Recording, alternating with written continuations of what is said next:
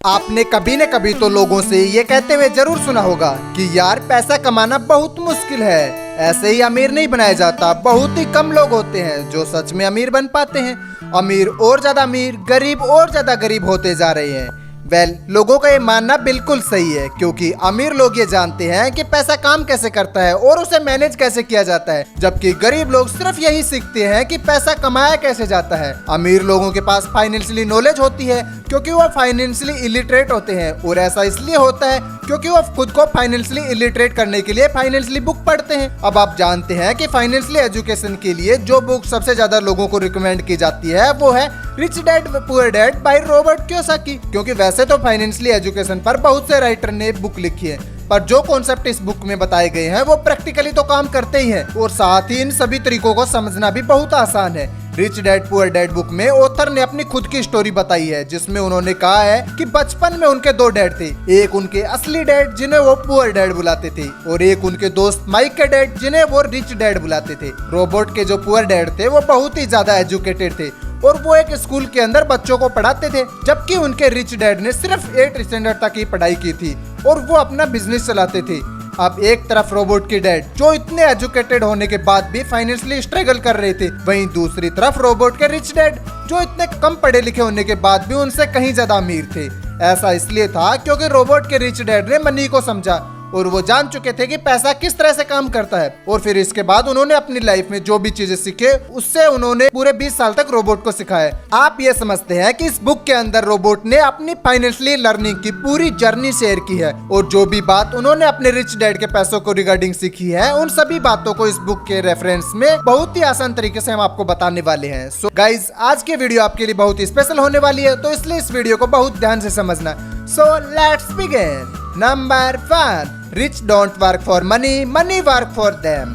Author बताते हैं कि आजकल लोग एक तरह के ट्रैप में फंसे हुए हैं। वो स्कूल जाते हैं, वो अपनी स्टडी पर इशू करते हैं, और फिर जब उनकी सारी पढ़ाई पूरी हो जाती है तो वो 9 to 5 की जॉब ढूंढने में लग जाते हैं जो उन्हें अच्छी सैलरी दे, और फिर जॉब मिल जाने के बाद वो शादी कर लेते हैं और फिर अपनी पूरी जिंदगी सिर्फ कमाते रहने में ही गुजार देते हैं। इस ट्रैप को ऑथर रैट रेस कहते हैं, और शॉकिंग बात तो ये है कि करीब 80% लोग इसी ट्रैप में फंसे हुए हैं। ऑथर के रिच डैड बताते हैं कि इतने सारे लोग इस रैट रेस में इसलिए फंसे हुए हैं क्योंकि वो अपने अंदर के लालच और डर को कभी समझ ही नहीं पाते। जो लोग गरीब माइंडसेट रखते हैं उन्हें ये लगता है कि अगर हमको बहुत सारे पैसे कमाने हैं या फिर रिच बनना है तो हमको हाई सैलरी वाली जॉब करनी होगी, जबकि जॉब सिर्फ लॉन्ग टर्म प्रॉब्लम का एक शॉर्ट टर्म सॉल्यूशन है, क्योंकि जॉब करने से आपकी जो इनकम बढ़ जाती है पर साथ ही साथ आपके खर्चे भी बढ़ जाते हैं। उनके रिच डैड ये भी कहते हैं कि जिनकी गरीब मेंटेलिटी होती है वो पैसों के पीछे बिल्कुल वैसे भागते हैं जैसे गधा एक बंधी हुई गाजर के पीछे भागता है, और जिस तरह गाजर दिखाकर उस गधे का मालिक उससे काम करवाकर अपने पैसे कमाता है, ठीक वैसे ही 9 to 5 की जॉब में एक बॉस अपने एम्प्लॉय से काम करवाकर अपना प्रॉफिट बनाता है, और जैसे गाजर के पीछे भागने से गधे को कुछ नहीं मिलता, ठीक वैसे ही पैसे के पीछे भागने से ये लोग भी अमीर नहीं पाते। इसलिए जो लोग कामयाब होते हैं वो ज्यादा टाइम तक सिर्फ पैसों के लिए काम नहीं करते,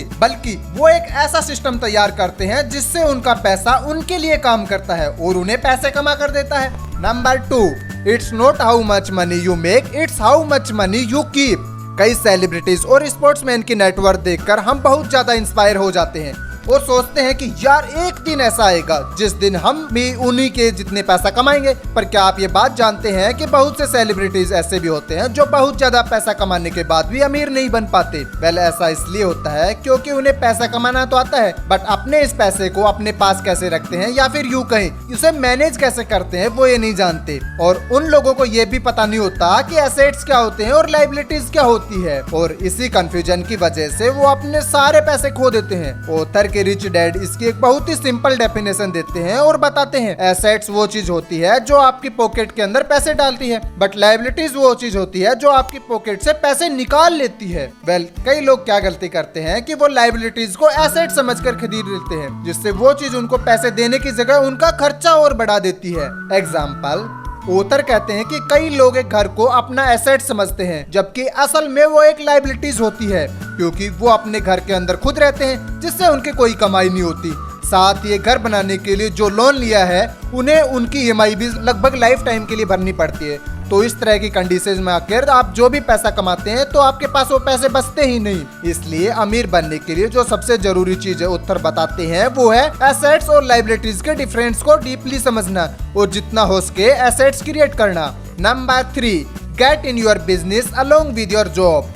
अब कई लोग क्या करते हैं कि वो अपने अंदर अच्छी स्किल्स होने के बाद भी खुद को सिर्फ एक जॉब में फंसा कर रखते हैं, इसके अलावा वो कुछ और करने की सोचते ही नहीं। और अगर कभी वो अपना बिजनेस करने की सोचते भी हैं तो सबसे पहले वो अपने करंट जॉब को क्विट कर देते हैं। ऑथर कहते हैं कि देखो ये बात तो सच है कि सिर्फ जॉब करते रहने से आप ज्यादा अमीर नहीं बन सकते, लेकिन इसके लिए ये बिल्कुल जरूरी नहीं है कि आप अपने बिजनेस की शुरुआत कर रहे हैं तो आप अपनी इस जॉब को छोड़ें। स्टार्टिंग में आप अपनी जॉब के साथ भी अपने बिजनेस को चला सकते हैं। फिर जब आपको ये लगने लगे कि यस अब मेरा ये बिजनेस मेरी जॉब से ज्यादा इनकम दे रहा है, अब मुझे इस पर ज्यादा टाइम देना चाहिए, तब आप अपनी इस जॉब को क्विट कर सकते हैं। रॉबर्ट के रिच डैड उनको बताते हैं कि देखो जो लोग अमीर होते हैं वो अपना फोकस सिर्फ एक काम पर नहीं रखते, बल्कि वो अपने इनकम सोर्सेज को मल्टीप्लाई करते रहते हैं। एक बार मैकडोनल्ड के ओनर रे क्रूक ने यूनिवर्सिटी ऑफ टेक्सास में कुछ स्टूडेंट से पूछा, बच्चों बताओ मैं कौन सा बिजनेस करता हूँ? तो सभी स्टूडेंट ने हंसकर जवाब दिया, अरे सर ये कैसा सवाल हुआ, ऑब्वियसली आप बर्गर का बिजनेस करते हैं। तो स्टूडेंट का ये जवाब सुनकर रे बोली, गलत, मेरा असली बिजनेस बर्गर नहीं बल्कि रियल एस्टेट है, क्योंकि मैंने मैकडोनल्ड की फ्रेंचाइज को पूरे दुनिया में फैलाया हुआ है और जो लोग मेरी फ्रेंचाइज खरीदते हैं उन्हें जमीन भी खरीदनी पड़ती है और फिर इसी तरह मुझे बर्गर बिजनेस से तो पैसा मिलता ही है, लेकिन उससे ज्यादा कमाई मैं अपनी रियल एस्टेट बिजनेस से करता हूँ। रॉबर्ट कहते हैं कि स्टॉक्स, बॉन्ड्स और इंटेलेक्चुअल प्रॉपर्टीज पैसे कमाने के लिए एक बहुत ही अच्छा बिजनेस साबित हो सकता है, क्योंकि एक तो यहाँ से पैसे अच्छे मिलते हैं और साथ ही आपकी यहाँ पर इन्वॉल्वमेंट की ज्यादा जरूरत नहीं होती। और एक बात जो आपको हमेशा याद रखनी है वो है आपको वो बिजनेस करना चाहिए जो आपकी पसंद का हो, क्योंकि अगर आपका एसेट्स या फिर आपका बिजनेस आपकी पसंद का नहीं होगा तो आप उसका ख्याल भी नहीं रखेंगे। Number 4, taxes are for poor and middle class people. हम सभी लोग अच्छी तरह से जानते हैं कि टैक्स देना किसी को भी पसंद नहीं, बट गवर्नमेंट के रूल की वजह से हर कोई टैक्स देता है। वैसे हम आपको बता दें कि टैक्स की हिस्ट्री बहुत पुरानी है। टैक्स का कॉन्सेप्ट इसलिए लाया गया था कि ताकि लोगों के बीच में अमीरी और गरीबी का फर्क मिटाया जा सके। पहले के टाइम में गवर्नमेंट सिर्फ अमीर लोगों से टैक्स लेती थी और उस टैक्स का इस्तेमाल वो गरीबों की हेल्थ और मेडिकल केयर पे करती थी ताकि इकोनॉमी के अंदर इक्वलिटी बनी रहे। लेकिन जैसे जैसे वक्त बीतता गया टैक्स का कॉन्सेप्ट भी बदलता गया और फिर आगे चलकर अमीर लोगों की तरह ही पुअर और गरीब लोगों पर भी टैक्स लगाए जाने लगा। और अब हालात ऐसे हो चुके हैं कि गवर्नमेंट को पूरा टैक्स सिर्फ मिडिल और गरीब क्लास लोग ही देते हैं, क्योंकि अपनी फाइनेंशियल नॉलेज की वजह से अमीर लोग टैक्स देने से अपने आप को बचा लेते हैं। Number 5, rich invent money. Robert के रिच डैड कहते हैं कि जो लोग बाकी लोगों से अलग होते हैं वो अपनी जरूरत पूरी करने के लिए नहीं बल्कि लोगों की जरूरत पूरी करने के लिए काम करते हैं। जैसे Jeff Bezos, Mark Zuckerberg, Elon Musk ऐसे इंसान हैं जिन्होंने लोगों की जरूरत को बहुत अच्छे से समझा और फिर लोगों को वो चीज दी जो उनको चाहिए थी, जिसके बाद उनका आइडिया बिकता चला गया और वो अमीर होते चले गए। वेल देखो, आइडियाज तो सभी के माइंड में होते हैं और कई बार तो ऐसे आइडियाज भी होते हैं जो अब तक इन्वेंट ही नहीं हुए होते, पर लैक ऑफ करेज और सेल्फ डाउट की वजह से लोग कभी भी अपने उस आइडियाज को दूसरों के सामने पेश नहीं कर पाते। इसलिए सबसे जरूरी बात जो उत्तर कहते हैं कि अमीर बनने के लिए आपको जो चीज अपने अंदर लानी है वो है क्रेज, क्योंकि यही वो आपके अंदर बोल्ड और रिस्की स्टेप लेने में पूरी हेल्प करेगा। Number 6, rich learns all the times and know how to sell their ideas. Robert ने जब अपनी पहली book if you want to be rich and happy don't go to school publish करवाने के लिए दी तो पब्लिशर ने उनसे कहा कि आपको अपनी बुक का टाइटल बदलकर द इकोनॉमिक्स ऑफ एजुकेशन रखनी चाहिए। उनके सजेशन पर ऑथर ने अपना टाइटल चेंज नहीं किया, क्योंकि उनको ये बात पता थी कि ये जो टाइटल है ये कंट्रोवर्शियल है और यही मुझे टीवी और रेडियो पर पॉपुलैरिटी दिलाएगा। तो गाइस, बाद में ऐसा हुआ भी। रॉबर्ट की वो बुक बहुत सेल हुई और उन्होंने बहुत पैसे कमाए। इसलिए रॉबर्ट कहते हैं कि देखो, आइडियाज होना तो काफी नहीं है, आपको लोगों को अपने आइडियाज को बेचना भी आना चाहिए, क्योंकि अच्छे आइडियाज और स्किल तो बहुत लोगों में होते हैं पर बहुत ही कम लोग ऐसे होते हैं जिन्हें अपने आइडियाज को दूसरे लोगों को बेचना आता है। इसलिए अगर आप भी अमीर बनना चाहते हैं तो सबसे पहले ये सीखिए कि जो हुनर आपके अंदर है आप उसकी मार्केटिंग कैसे कर सकते हैं, मतलब आप उसे बेच कैसे सकते हैं। अगर आपको भी अपनी चीज लोगों को बेचनी आ गई तो आप जरूर अमीर बनेंगे। तो ये थे गाइस वो 6 रूल्स जो रॉबर्ट के रिच डैड ने उन्हें सिखाए, जिन्हें यूज करके रॉबर्ट आगे चलकर इतने अमीर बने और रॉबर्ट की तरह ही कोई भी इन रूल्स का यूज करके अमीर बन सकता है। ये वीडियो गाइस अगर आपको पसंद आई हो तो इसे लाइक और शेयर जरूर करें।